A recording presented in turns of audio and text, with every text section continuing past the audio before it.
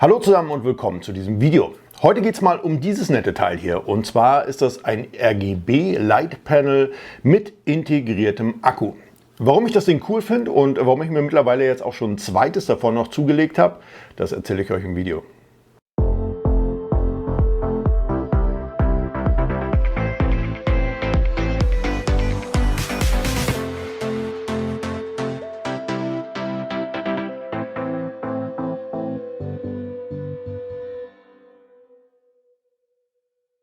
Ich habe jetzt hier das POC-Lite F7 von Falcon Eyes. Das Ganze ist ein LED-Licht, gibt es schon eine ganze Weile. Ich habe hier zum Beispiel auch noch ein älteres Modell, bisschen größer.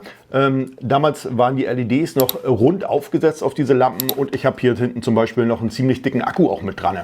Das Ganze sieht dann so aus, finde ich ziemlich sperrig, und was ich auch ein bisschen als Nachteil fand, ist, wenn ich das einschalte, ist es ziemlich schwierig, wenn ich das jetzt mal hochdrehe, wenn du das zum Beispiel für ein Shooting nimmst, du kannst da einfach nicht reingucken, weil da kriegst du so einen Glimm in den Augen, da kannst du nachher nichts mehr sehen.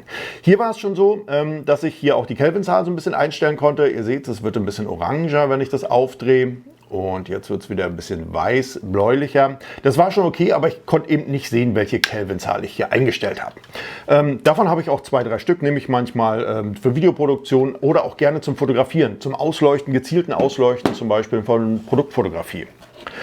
Jetzt gibt es die Dinger natürlich schon ein bisschen moderner, so wie hier das F7 von Falcon Eye, das POC-Lite. Das Ganze ist ein bisschen kompakter natürlich geworden, und wenn wir jetzt hier mal mein Handy zum Beispiel sehen, ich habe hier ein iPhone von der Größe her, dann ist das nicht viel kleiner oder viel größer mehr als ein iPhone, bei gleicher oder besserer Leistung wie die es noch vor einiger Zeit gab.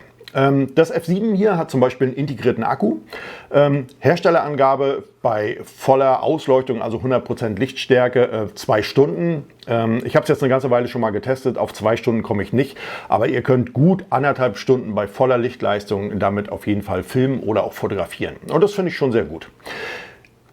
Von der Verarbeitung her war ich schon echt überrascht. Das ist komplett aus Metall, hat einen Alurahmen und ist wirklich sauber verarbeitet. Keine Kanten, keine überstehenden Teile, wo du dich dran reißen oder schneiden kannst. Es ist wirklich sauber bearbeitet.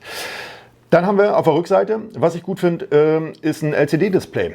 Und zwar habe ich da viele Funktionen, kriege ich hier einfach angezeigt, und die brauche ich auch bei diesem Pocket Lite. Ich zeige euch jetzt auch warum. Denn wenn wir es mal anmachen, dann sehen wir schon, dann ist das Licht auf jeden Fall wesentlich angenehmer. Es ist nicht mehr ganz so hell, ganz so stechend in den Augen, und die Grundfunktion dieses Pocket Lights ist natürlich erstmal Licht machen. Licht kann ich hier super einstellen, und zwar kann ich hier meine Kelvinzahl einstellen und sehe hier hinten auf meinem Display, welche Kelvinzahl ich hier angewählt habe. In 50er Schritten, ich zeige es euch mal, bis 9000 Kelvin. 9000 Kelvin ist schon ziemlich blau, also ein sehr kaltes Licht. Das kann ich dann in 50er Schritten weiter runter regeln. Ich zeige es euch hier nochmal, und dann gehe ich weiter runter und dann kriege ich ein schönes warmes Licht, bis ich zum Schluss bei 2500 Kelvin bin. Zusätzlich kann ich an der Seite, ich habe 2 Knöpfe hier an der Seite, 2 so eine Drehregler, mit denen ich auch dann beim zweiten zum Beispiel meine Helligkeit wirklich in einzelnen Prozentstufen anwählen kann. Das Ganze ist ziemlich genau. Fand ich auch ziemlich gut, dass es so gut anspricht. Also es geht nicht einfach hoch und runter, sondern ihr könnt wirklich in 1% Schritten hier eure Helligkeit entsprechend dimmen, so wie ihr das Ganze haben möchtet. Das an sich ist natürlich schon cool mit den Abmaßen. Das Licht ist auch sehr hell. Man kann es wirklich gut für Produktfotografie nehmen. Ihr könnt es auch mal für ein Porträtshooting nehmen als zusätzliche Lichtquelle oder auch als Licht im Hintergrund, als indirekte Lichtquelle. Auch sehr gut. Was kann das RGB-Licht denn aber jetzt noch? Und zwar ist das eigentlich die Hauptsache, warum man sich ein RGB-Licht kauft. Denn RGB, Rot, Grün, Blau, das heißt, ich kann aus diesen 3 Farben quasi jede andere Farbe aus einer Farbpalette, quasi wie eine Mischpalette, zusammenstellen. Das Ganze geht ziemlich einfach. Und zwar, wir machen es hier nochmal an, dann haben wir oben einen Knopf, quasi Modus-Wahl-Knopf. Und wenn wir den drücken, dann kommen wir vom normalen Lichtmodus jetzt hier in unseren RGB-Modus. Und dann können wir mittels Auswahl an dem Rad, wir drücken es einmal rein, und dann können wir anfangen auszuwählen. Und dann seht ihr schon, jetzt haben wir mehr ein Grün, ein Orange, ein Rot, ein Lila. Also du kannst hier alle Lichtfarben, die in irgendeiner Form möglich sind, auswählen und ansteuern. Ihr seht, hier verändert sich es nochmal. Lichtintensität kann man dann, wie gesagt, am zweiten Wahlrad auch wieder einstellen, und das finde ich schon ziemlich genial. Kann man, wie gesagt, nicht nur als Videograf ist das interessant, sondern wirklich auch als Fotograf. Ich nutze das sehr gerne. Ich habe mir mittlerweile auch schon ein zweites davon jetzt bestellt und nutze das wirklich auch zur Ausleuchtung. Ausleuchtung von Hintergründen, wenn ich bestimmte Sachen in der Produktfotografie mache. Oder wenn du in der Fotografie zum Beispiel deinen Hintergrund in irgendeiner bestimmten Farbe ausleuchten willst. Früher habe ich mit einem Blitz gearbeitet, habe da eine Folie drüber gepackt. Das kann man natürlich auch machen. Oder man verwendet einfach so ein Licht. Hast du den gleichen Effekt nachher im Endeffekt. Für Videografen interessant ist dann noch ein ziemlich cooler Modus, den muss ich euch auch noch zeigen. Und zwar habe ich hier hinten einen Szenenmodus. Das Ganze wird mir immer auf dem Display hinten angezeigt und den wählen wir jetzt mal an. Jetzt haben wir den ausgeschaltet und jetzt sind 20 verschiedene Szenen. Wir fangen mal von unten an. Cool finde ich, Polizei. Wenn ihr das im Hintergrund laufen habt irgendwo und ihr habt ein Video, dann wechselt die Farbe von blau auf rot und ich habe den Eindruck, als wenn irgendwo ein Polizeiwagen rumsteht. Dann haben wir zwei, zum Beispiel ein Rettungswagen, ist so ähnliches Licht, ist dann eben nur blau-weiß, kein Rot mit bei. Dann haben wir hier einen Krankenwagen, auch ein entsprechendes Licht. Dann haben wir ein Gewitter. Das Ganze soll ein Gewitter simulieren. Ihr seht, das ist auch ungleichmäßig, das sind quasi die Blitze, die bei einem Gewitter entstehen würden. Für einen Videografen wirklich auch interessant. Dann haben wir noch ein zweites Gewitter, was ein bisschen anders ist, einfach nur vom Ablauf her. Und dann gibt es noch verschiedene andere Situationen. Das ist jetzt hier zum Beispiel ein Wechsel zwischen allen Farben. Den gibt es einmal als langsam, dann gibt es den einmal als schnellen Wechsel. Und dann kann man hier eine Simulation, also hier hinten gibt es immer so kleine Zeichen dazu, was das Ganze ist. Nicht nur das Programm, die Szene wird angezeigt, sondern auch ein entsprechendes Zeichen, ein Symbol, wo ich erkennen kann, okay, um was für eine Szene handelt sich das jetzt hier. Das soll zum Beispiel ein Fernsehen im Hintergrund simulieren. Das heißt, wenn du zum Beispiel ein Video machst, ist das eben interessant. Dann kannst du im Hintergrund simulieren, als wäre der Fernseher an und das Flackern dieses Fernsehs wird dann eben angezeigt. Da haben wir ein Candlelight. Eine Kerze, Kerzenlicht soll hier simuliert werden und es gibt noch ein paar andere Sachen. Das zum Beispiel finde ich auch cool, das sind zwei kleine Männchen, habe ich lange überlegt, was soll das sein, habe mal dann in die Beschreibung geguckt, das sollen Paparazzis sein. Also das Ganze ist quasi Blitzlicht auf dem roten Teppich simuliert. Fand ich ziemlich lustig. So, dann haben wir hier Stroboskop natürlich, das Ganze, das finde ich auch cool, Abblendlicht vom Auto. Ihr seht es, Fernlicht und Abblendlicht dann. Kann man auch, wenn man jetzt Videos macht, gut einsetzen. Hier gibt es noch verschiedene Modis. Wie gesagt, 20 Stück sind vorhanden. Wir haben hier zum Beispiel so einen Blitz in Rot. Den gibt es noch in Grün und in Blau. Dann haben wir noch, zum Beispiel, wenn ihr das mal irgendwo mit habt, auf einer Party, auch cool. Kann man Partylicht. Das ist jetzt hier, sind zwei tanzende Leute hinten drauf. Finde ich immer, die Zeichen dazu finde ich eigentlich ziemlich lustig. Sind zwei tanzende Leute bei drauf, wo ihr quasi so ein Partylichter machen könnt. Da gibt es zwei Modis von. Wenn ihr mal irgendwo ein bisschen romantisches Licht haben wollt, dann ist das hier geeignet. Und dann haben wir nochmal einen schnellen Stroboskop mit allen Farben, die es hier so gibt. Das ist dann quasi die letzte Szene. Finde ich ziemlich cool, ist aber eigentlich für einen Fotografen uninteressant, wird dann nur interessant, wenn du quasi Videos damit drehst. Aber wer das mal zum Videodreh für Hintergrundeffekte ist, ist auf jeden Fall cool.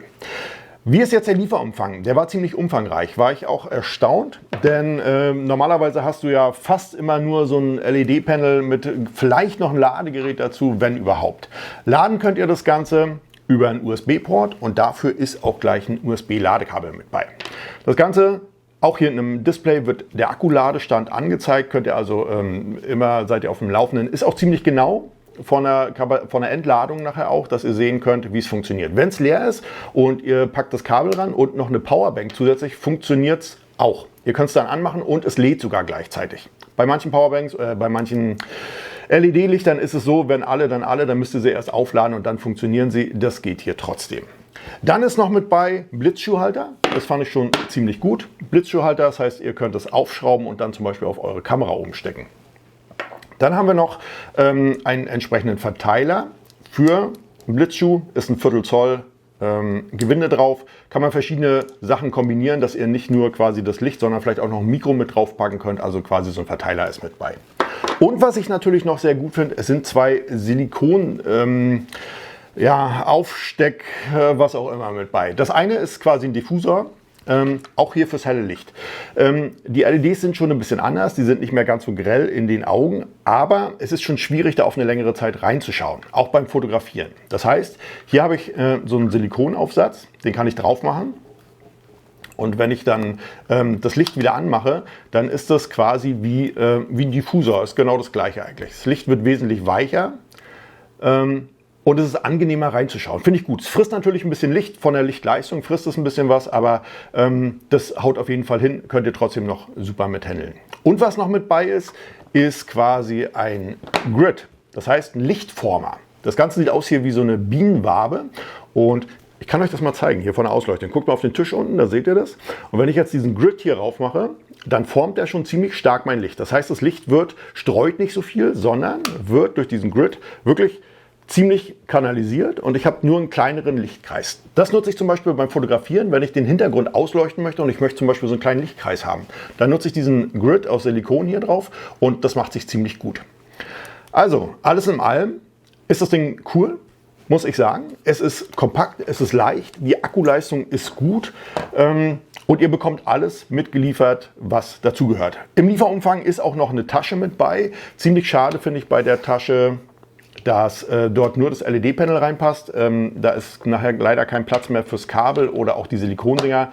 Die kannst du aber auch locker in deinen Fotorucksack mitpacken. Ansonsten, wie gesagt, ich habe mir jetzt noch ein zweites davon auch gekauft. Das erste, muss ich dazu sagen, habe ich vom Hersteller selber bekommen. Haben sie mir mal kostenlos zum Testen geschickt und die wussten auch warum, weil sie wissen nämlich, dass es gut ist. Und ich habe dann mich wirklich auch dazu verleiten lassen, weil ich das erste hatte und da echt zufrieden mit war, dass ich mir jetzt auch noch ein zweites gekauft habe. Kostet ein paar Euro, im Moment ist es so um die 150 Euro, liegt aber in einer guten Preisklasse im Gegenteil zu anderen Produkten, auch mit diesem Lieferumfang. Es gibt natürlich andere Hersteller, die das genauso anbieten, aber ich finde das wirklich, Verarbeitung etc. finde ich wirklich gut. Wer meine Videos kennt, wenn es kacke wäre, würde ich es auch sagen. Das ist einfach so. Wie gesagt, Lieferumfang ist sehr schön. Tasche könnte man nochmal überarbeiten, das ist okay, aber im Endeffekt kauft ihr ja nicht die Tasche, sondern ihr kauft dieses RGB Light Panel. Farben ansteuern ist wirklich eine coole Sache. Vielleicht habt ihr auch sowas zum Fotografieren oder für Videografie, dann lasst mir doch gerne mal einen Kommentar da. Vielleicht habt ihr genau das gleiche oder ihr habt ein ganz anderes. Dann schreibt mir doch gerne mal, was ihr verwendet oder was ihr generell von solchen RGB-Panels haltet. Ansonsten, wenn euch das Video gefallen hat, lasst mir dafür gerne einen Daumen hoch da. Und wenn wir uns in einem meiner nächsten Videos wiedersehen wollen, dann abonniert doch gerne meinen Kanal. In diesem Sinne, bis dahin.